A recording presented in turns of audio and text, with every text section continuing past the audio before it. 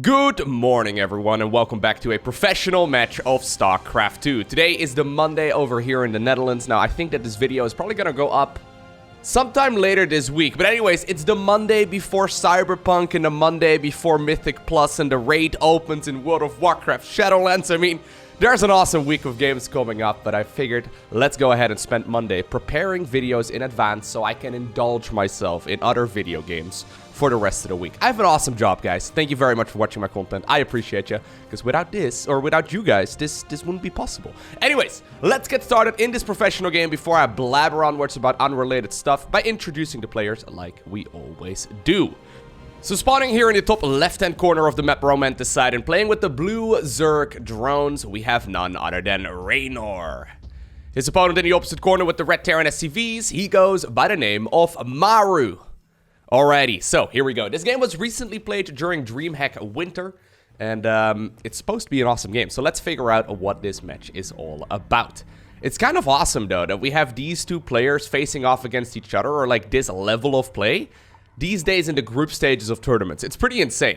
This could have easily been a grand finals, is what I'm trying to say, but it wasn't, right? Like, these players are so ridiculously good. In case you're unfamiliar, I mean, I get that question every single day. Who's the best player in StarCraft 2? It's a little tricky to say, but there's no denying that Reynor and Maru are both definitely in the top 5, right? I don't really want to make any claims on who's the best right now, because that changes all the time, but both Maru and Reynor are absolutely fantastic. Anyways, they're both very well known for playing that macro game, of course. Maru likes building these barracks on the other side of the map if he has the option for it, but apparently he's respecting Reynor at the very least enough in this particular game to just build that very first barracks on top of his ramp. And this is looking like a standard opener here from both of these players. So a hatchery into a gas geyser into a spawning pool here for the Zerg. This is a relatively tight build order. So basically the way that this all times, you can see he even pulls a couple of drones out of gas. The way that this all times is that you can defend that very first Reaper without really a whole lot of trouble. But he should still be able to grab that third base here before the Reaper actually arrives. So look how tight that is, right? On some maps, obviously, the rush distance for that Reaper is a little bit shorter. So he actually scouts the low ground right now and sees that the Expo is already taken. Actually kind of curious about that third base positioning. Seems like a lot of Zerg players prefer this expansion over there. I'm not entirely sure exactly why Reynor decided to go for this one. There's this weird expansion meta when maps are around for a little while. And Romanticide has been around. Oh, he's going to get a drone. Yeah, nice. Romanticide has been around for a little while. Sometimes, right, in a game like StarCraft, if players know what the perfect way of opening up is, they purposely try to, like, do something else just to throw the opponent off. So I wouldn't be surprised. I'm not entirely sure, I'm just speculating here, right? But I wouldn't be surprised if this expansion is actually the superior one to take. But because of the fact that Reynor, you know, knows that his opponent has had a lot of practice against the third base over in that spot, maybe taking the low ground expo just to throw the opponent off a little bit is not a bad idea. It probably doesn't matter too much, though. One thing that I'm always a little bit concerned for Zerg players when they take this low ground expo, and maybe this is just a mistake, I guess, if you're not playing at the highest level, but basically there's some really good siege tank positionings over here, right? Like, you can get tanks in really scary spots. I guess if you're very, very, you know, confident in your creep spread on these queens, and you continuously push these tumors forward, you can probably get goop all over this place, and then you'll probably be alright. Anyways, let us have a look right here what the Terran player is going for, because we actually didn't pay attention to that just yet. Well, would you look at that? This is actually what I would consider to be an older build order.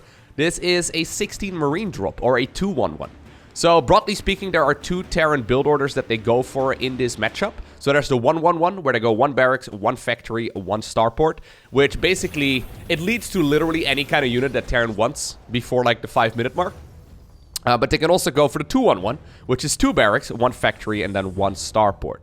The build order is completely different. It basically allows you to hit at about the 5-minute mark, like depending on how well you execute it, right? But you can hit at about the 5-minute mark, 5-ish, 10 seconds on the other side of the map, with 60 Marines and Stimpack. This is a pretty good build. However, it's kind of fallen out of favor because Zerg players have gotten ridiculously good at dealing with this kind of stuff. And you can see that Reynor also flew with an Overlord, and he knows exactly what it is he is going up against. So I believe the number of Zerglings is 32, I want to say. So I believe they go like 32 Zerglings and about 6 or 9 Queens, and then you can defend this perfectly. Like, Zerg players have got the defense to this kind of thing down to a T, so it's very difficult to actually get anything done. Now, by the way, this is a very good build order, especially on the ladder, I think. Because this is something you should be able to execute really well. Now, look at how perfectly Maru does this. He actually hits on the other side at 5 minutes and 5 seconds. I can guarantee you that if you're facing this build order in, like, Diamond League or something, players in Diamond League are going to hit, like, 20 to 30 seconds later. It's huge, even though nothing has really happened up to this point. Anyways, you can see already, like, yeah. The reason why this build isn't super popular right now at the pro level, I mean, it pops up every once in a while, is because of the fact that you don't really get anything done. I mean, back in the day, you could kill an entire mineral line worth when you would catch your opponent off guard with a bunch of Marines, but yeah, this just killed a couple creep tumors. So I always kind of feel like maybe just going for, well, this is nice, actually. This can actually help out with a follow-up push. By the way, look at that creep spread already. Oh my god, Reynor, you're so good. Anyways, yeah, this can definitely deal some damage, assuming he doesn't lose that medevac. He should be okay. But this is where I'm always a little bit concerned, because right now, Zerg is going to be able to do whatever they like, right? And apparently in this game, that means that they're going to go ahead and add on some more Zerglings, but Reynor could easily finish droning right now on 3 bases. I don't know if I like... Well, actually... I'm not sure. I guess it's okay. This is buying a lot of time, I suppose, right? So as long as he can keep those siege tanks alive, this is pretty neat. Well, actually, yeah, I guess this is one way to shut down this push. So what I was talking about earlier is siege tank positions that can be really scary, but it turns out if you just put creep everywhere, that's not really a problem. How many queens is he at, by the way? He's at... Oh, okay, he's at 10 queens. Okay. 10 queens is quite a lot. One low HP medevac right there in the front. I mean, this push is not going to do anything, right? That's way too little Terran right now. Yeah, just go home, buddy. It's the better move to make. One SCV. Oh, no! Poor SCV, dude. Actually. Okay. Okay, we're doing some weird shuffling right over here. At the same time, a lot of Zerglings made their way across the map. This is Reynor's signature move, or at the very least it used to be. Back when he was known as a mid-game hero. We would critique his late-game play quite a bit. He wasn't very good at that, but these days, obviously, he's very good at everything. Yeah. So... this, I would like as a move, if Zerg took the 4th base over there. Yeah, right now, I mean, what's the best that's gonna happen? I'm not sure. I'm really not sure. So that was definitely not a push that Maru is gonna be happy with. Zerg instead decided to take the 4th base right over here on the left, and I guess that's one of the advantages of taking this low ground 3rd. So 2-2 is coming up right now. Yeah, really, really solid game so far here for the Italian Zerg. Alright, let's have a look. So, factory is coming up. 2nd factory, that is. Additional barracks as well. 3rd CC is only at the 8-minute mark. Gotta float on over to the low ground. Don't know. I don't really know exactly if the Zerg is gonna be able to do much about this. That's the 5th base, though. Yeah, Maru doesn't know about the base on the left. I mean, he's probably assuming... Oh, no cancel. So that's something, but... loses a full medevac worth of Marines for it as well. So that's 10 supply. Should have been a cancel, of course, for Reynor. But, I mean, the thing is, maybe Maru is assuming that that is the 4th base of the Zerg. That's actually the 5th. And that would be a, yeah, pretty bad situation to be in if he misreads that. 2nd NG Bay also relatively late here. It's going to be a Hydra Den follow-up here for the Zerg. Now, one thing that we know, obviously, is that Maru is ridiculously good at defending. So these fights on creep are very difficult to go well for the Terran player. However, off creep, it seems like Maru can hold himself with like half an army against, you know, a massive Zerg wave. So I wouldn't be surprised at all if, you know, Reynor is going to be playing a more defensive approach right now. Still, even though he's got a big advantage. Like, in these kind of games, as a Zerg player, you will probably feel that you can just go ahead and go in for a big push. You can try, but it's a bit of a gamble, right? Generally speaking, the best mantra in StarCraft 2 is... when you're ahead, try to get more ahead. A lot of new players will try to close out the game. And that can obviously work if you can guarantee it. But usually whenever you're ahead, taking an extra expansion is probably the smarter way to play. I mean, Maru must know right now that this is not the 4th base. A couple Hydras really want to die, apparently. Yeah, I don't know about that. Oh, that was way too cheeky. What in the world was that, Reynor? He actually planted down the freaking hatchery right next to those Marines again. Way too greedy. Anyways. 2-2 coming up right now as well for the Terran. A little bit later in comparison right here to the Zerg. And you can see this is all building off of that 16 Marine drop, right? And I don't know. I'm not a huge fan of the build. Like every once in a while it pops up again in the meta. And I guess it's good to know if you're playing like a best of 5 series. I think it's really good on the ladder, but at the pro level, it seems like Zerg players are just too good against it. Because this just pretty much always seems to lead towards an advantage for Zerg in the mid game. Now, one thing I guess that Maru has got going for himself is that he's going to be able to go straight to 3-3 upgrades. And Zerg is going to be a little bit later on that because the Infestation Pit is only just now planted down. But we're still sitting at, yeah, basically full saturation right now for Reynor, who's going to go for Hydraling Bane. And obviously one of the follow-ups that he's very fond of these days is going for that Lurker style. So we'll see how that one is going to go. Okay. Now, can Maru crawl himself back into this? I don't think he's necessarily that far behind, to be honest. Like, I'm making it sound like he's in a really bad spot. Third factory already coming up. You gotta be so careful though. Like if a bunch of Zerglings run into the natural, they will kill everything very quickly. Now once again, this base is just never happening. You can see that creep threat super critical. Widowmine drops. Love that. This has become very popular in the last couple of months. They can kill entire mineral lines worth very, very easily. Widowmine drop over there as well. It's got 7 kills. Lurker then coming up. And the Hive is gonna finish here in about 30 seconds time or so. Alrighty. Well, even though I don't really like the road that Maru took here, right now he's actually in a pretty good spot. He's got himself a pretty much maxed out army. Doesn't have the biggest bank, but he's the one in charge of the pacing of this game, right? So this is one good engagement away from being an advantage right now. That's just Zerglings, my man. I think you can go in. There you go. There's a couple Banelings right now coming up as well, but these are all very, very favorable traits right there for the Terran player. If you look right now at resources lost, you can see already this advantage is starting to climb right now for the Terran. And these are really wonderful little moves. There you go. Since Zerg doesn't have that Muta clump, right, that we see so very often in this matchup, they're not really capable of chasing down these units very well. Beautiful targeting there as well by the Terran player. And these are the traits that we want to see. At the same time, the medevac drop in the natural is starting to pile on some pressure. Gotta pick up. Loses a couple Marines, but really not that much. 7 drones go down. And this is where Maru is really good, right? One thing that Maru loves to do is max out and then start fighting at like 7 different places at once. Maybe a little bit too greedy right there on the hatch. Probably won't get it, but he'll probably come back for more. At the same time, the Lurker den in the main base is in trouble. And the Seismic Spines upgrade, which is the Lurker ranged upgrade, actually gets denied. That's huge because, I mean, Lurkers can't really do very much until they have both of their upgrades done offensively. You can try it out, but it's very difficult to get them in the right spot. So yeah, this just bought Maru like another 2 minutes or so, right? Because the Lurker Den needs to be produced again. I almost feel like you need to go double Lurker Den at this point just to get both of the upgrades done. Unless he already got one. No, he didn't. Oh, okay. That's a little bit odd. 2 medevacs that are empty decided to fly on over there. But yeah, this is the reason why Hydra mid games are a little bit tricky. Terran basically has free reign of the map. Now, I think on paper, though, if you defend it well, you're pretty much always going to be in a good spot as Zerg, but sadly, StarCraft 2 is not just theory, right? This game is all about execution. Alrighty, so +3/+3 is going to finish up right now for the Terran player way before the Zerg. Zerg hasn't even started his yet. Maru bought a lot of time, and I actually think he could go for an all-out assault right now if he wants to. Instead, though, he's decided this is the time for securing the 5th base. He did secure this 4th on the right-hand side of the map as well, going for the 6th command center right now, too. Not bad at all.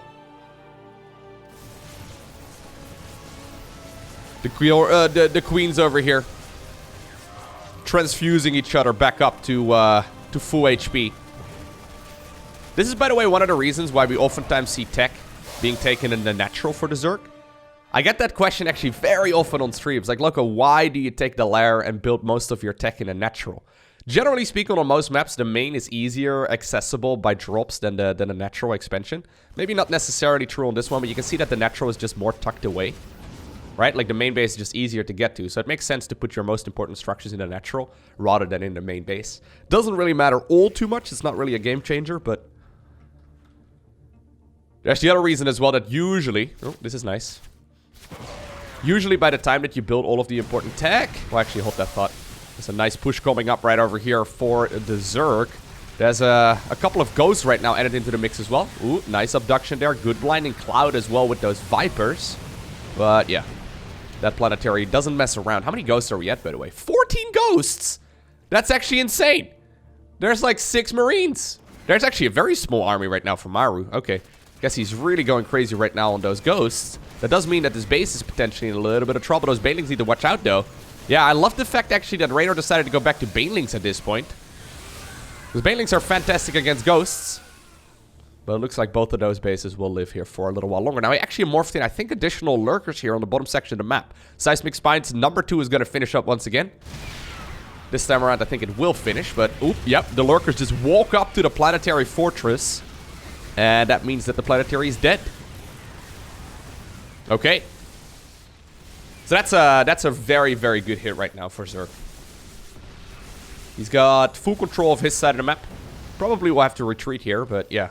So what was I saying earlier? I was gonna make a good point, man. I was gonna make a point that everyone's gonna be like in the comment section, wow, Lowko, you're so smart. I wish I subscribed to your YouTube channel sooner. I'm like, yeah, guys, I know. Oh, right. I was talking about saturating the main base and why usually we see tech structures in the natural rather than in the main. Oftentimes what happens is that once Zerg saturates the entirety of the main base, they will then no longer worry about the main base because they know they have the perfect amount of drones there anyway, so... Ooh. Instead of messing with the workers over there, they just go for the natural instead. It wasn't really that interesting. Never mind, guys. I thought I was going to sound smart. Anyways, this Lurker onslaught over here does not mess around, though. Yeah, siege tanks do definitely outrange those Lurkers, but if you get them in the right spot at the right time, that's pretty good. There's a nuke floating on over to this direction, or I guess flying on over. He's forced to now pretty much nuke his own base, but he does decide to cancel it there. Nukes and Lurkers. I like it. Planetary here in the top right-hand corner has now got 3 confirmed kills to its name. I guess a couple Zerglings tried harassing it. And this is turning out to be a pretty sick game. Now, I think we can all agree that this is an advantage right now for the Zerg. However, Terran trades incredibly well up to this point. So if you look at resources lost, and I know I hammer on this pretty much every single game that I do, you can see that Zerg in the late game just doesn't trade that well, right? Especially fights on creep. Sorry, off creep. So, even though Maru is mining less than his opponent... Oh my god, these Lurkers have been insane, dude. Even though Maru is mining less than his opponent, if he can take trades like this, those units are by no means cheap. You will find yourself in a decent enough spot later on. So you can see right now, Reynor has got about 4,500 resources in the bank, and that's pretty good. But it's easy for, or it's pretty easy here for the Terran player to continuously trade well. Now this is a little bit cheeky. This base all the way at the 6 o'clock position of the map is usually considered to be the Terrans. +3/+3 finally does come up. Already did get himself the +3 carapace upgrade. How many ghosts is too many, though? Alright, he keeps adding on more. I feel like you do need to have at least some Marines and Marauders as well, yeah. So this base over here is actually relatively easily accessible once this creep is gone. So once again, we see that Lurker hit squad over here in the bottom section of the map. Reynor's like the only guy that plays Lurkers this heavily, by the way, in Zerg vs. Terran. And I actually really like it. He seems to have some of the best ZVT in the world, if not the best. His ZVT is absolutely phenomenal. At the same time, there was a little bit of a hit squad over there in the center, but the Lurkers apparently are going to try and move on over in this direction too. Like in the late game, for example, right now, if you compare it to, for example, Serral, right? Serral loves going Ultralisks still. He goes for a lot of Ultralisks. I don't think I've actually really seen Serral play Lurkers in the late game. Now, I obviously haven't seen every single Serral game out there, but I've seen quite a few, and it seems like the two disagree when it comes to late game ZVT. It does seem, though, that objectively speaking, Lurkers are just better But I guess the problem is that, like in straight up battles that is, right? The problem is that Lurkers also are kind of slow and they require a lot of time, right? So it takes a long time to transition into them. And they don't share the same upgrades as Zerglings do. So if you're going for like, say, Mutaling Bane and you're upgrading melee, it makes more sense usually to, like he's gonna finish +3 actually pretty early here. Maybe triple Evo would be okay? I'm not entirely sure. Anyways. It's kind of cool that this is still undetermined territory, right? We'll probably settle at some point in a situation where certain maps are considered to be better for certain units. And maybe this map is actually a Lurker map. Yeah, I wouldn't be surprised. Seems like there's a lot of good positions here.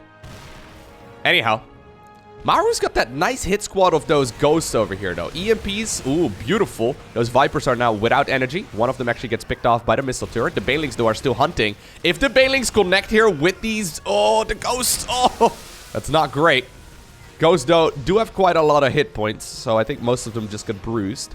12 of them ended up going down so far here in total. Lurkers. A bit of a cheeky spot. Don't think I like this too much, to be honest. They're just gonna get sniped. There you go.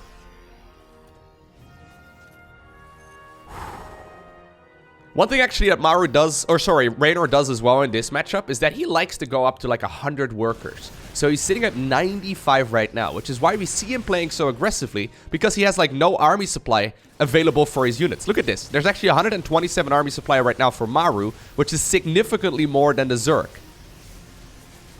That can create some problems here as well. Because even though, you know, Zerg wants to continuously trade here, if the Terran player eventually maxes out, and it looks like we're getting to that point, he could be in some trouble. At the same time, though, ooh, Hydra Ling Bane over here in the center of the map getting some damage done. There's the Banelinks rolling into the mineral line as well. Looks like actually two Medivacs, or two sets of Terran units right there instead of Medivacs, ended up killing two hatcheries, so both of the bases. Zerglings here at the bottom of the map did get cleaned up, but that does look like a lot of supply that went down the drain right here for Maru. And there's only really... this base is gonna mine out real soon. There's really only this base over here, which is also actually gonna mine out pretty soon. He needs another Expo. Base in the center right now being acquired here by Reynor. I think that might be a little bit too ambitious. Yeah, he finds this hatchery down south over here as well. And this is a really cheeky one. I like it.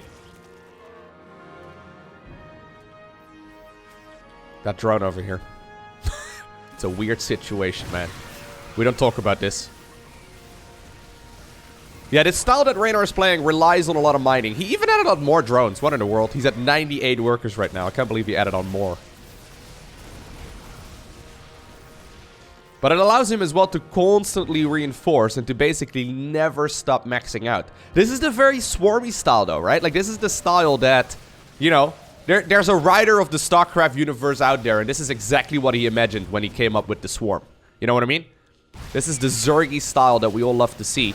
None of that stupid Brute Lord Infestor stuff that we saw for a long time. Is he sniping Zerglings? That might be a little bit much. But it's relentless, you know, assault after relentless assault over here. Terran trading more efficiently. Assuming Zerg never runs out of minerals, this should be an advantage right here for him. Okay. Where are you going to expand right now, though, if you're a Terran player, right? Like, that creep is very, very scary. Also, one thing, obviously, that Zerg has is a lot of speed, so he could easily cycle towards the top section of the map as well. Now, this choke point over here, though, phenomenal. There's actually a Baneling flank coming in from the back. Blinding Clouds mess up the AI right there of those Terran units as well, but that was still some brilliant defense right there by the Terran player. And this is why we don't really see Zerg players doing maxed out battles against the maxed out Terran army of Maru. Did you see that battle over there? Like, that Baneling flank was beautifully set up. Even though the Blinding Clouds came down, Maru still handled it and kept his cool. Very, very impressive.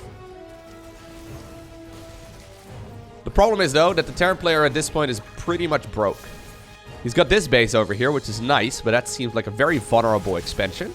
Maru right now crossing his fingers and hoping that no Zerglings run into that base. Guess what? Oh, no Zerglings.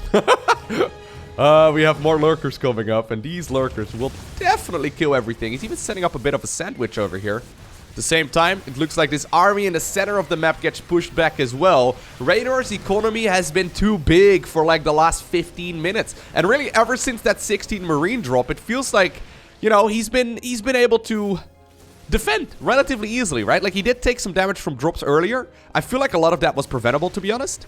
And right now, he's finding himself in an absolutely phenomenal position after constantly hitting the Terran player on the head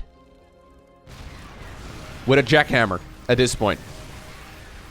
It used to be just like one of those, you know, play toy things that you probably had as well when you were 3 years old. One of those little hammers. But right now, we're approaching sledgehammer territory, okay? Reynor's like, get out of my game. Constantly fighting, man. These battles are so beautiful. Honestly, we're getting a little bit spoiled when it comes to high-level StarCraft 2. I don't know exactly how many of you have been watching for a long time, but in Wings of Liberty, people would max out once, and then we saw the clash between two armies after 20 minutes, and that's it. We're 25 minutes into this game, and there has been no non-stop action for like the last 20 of it, right? I mean, yeah, insane. This is so sick. Like, there's gonna be some people in the comment section that will probably be unimpressed with this game, is what I'm trying to say, you know? It's like, oh, Loko, I've seen better. Bjorn versus Cyril. To be fair, Bjorn versus Cyril on this map was absolutely amazing. I'll go ahead and post a link to that video down below in the description of this one in case you want to watch it. But, yeah, there's no denying that these guys are very, very good. Now, actually, you know what? Reynor's starting to run out of money. He's finally going in for the base over here. That's really the lifeline of the Terran for a while, and that base will go down.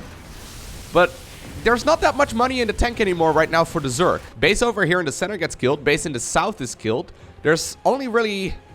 yeah, there's really not that much. If Maru can hold on here for another couple minutes, he's gonna be okay. The problem is that he doesn't really have that much time, I don't think.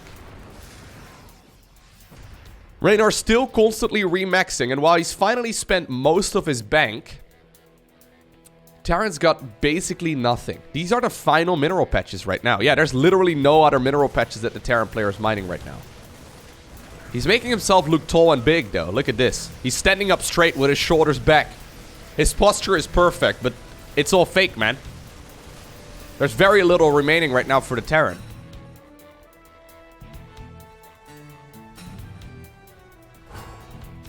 I gotta say, I love the Lurker style. 40 Lurkers! Oh my god, 40 Lurkers died this game. 40 Lurkers and 2 Lurker dens. Okay. That's a lot. Here come the snipes again. There's no energy, though, on these ghosts, so they can't cloak. Oh my god, yeah, they can't cloak. Well, not all of them anyway. The problem is if you can't cloak all of them, the splash damage will still hit them, right? So it's kind of annoying. Anyways, here comes the swarm. Reynor putting down his foot. He's trying to see if he can close out this game, and there it is. GG is called by Maru. And with that, Reynor obtains the victory. I actually highly recommend you go ahead and check out the Cyril versus Bjorn game that I was referencing earlier. I'll go ahead and post a link to it as well in the information box in the top right-hand corner of this video, so you can go ahead and check it out, because it's very, very good. Highly recommend you check it out as well. Completely different game, though, but you'll probably get a kick out of it. Anyways, for now, I want to thank you for watching. Have an awesome day. Don't forget to smile, and I'll see you once again in the next one.